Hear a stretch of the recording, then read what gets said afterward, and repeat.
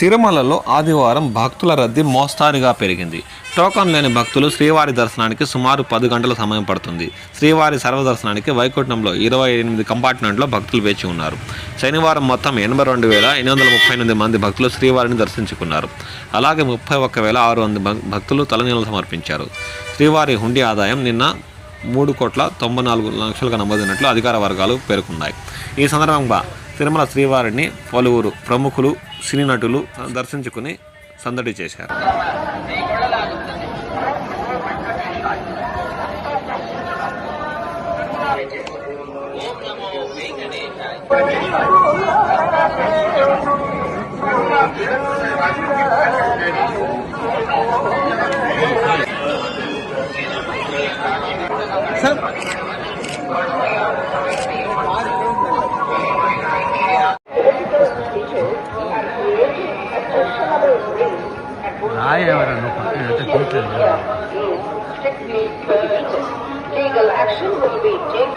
ఓం నమో వెంకటేశాయ.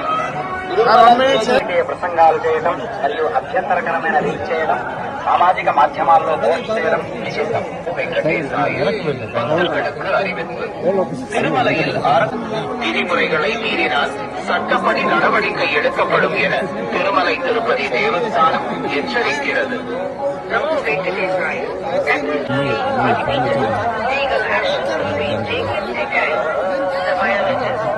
ಓಂ ನಮೋ ವೆಂಕಟೇಶಾಯ.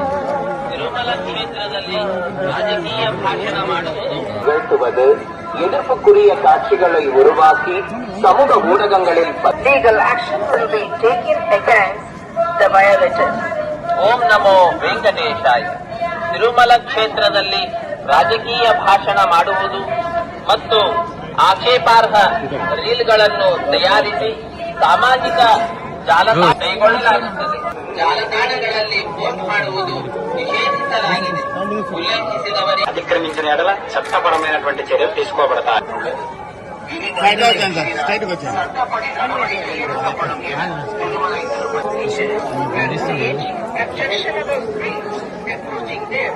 Social media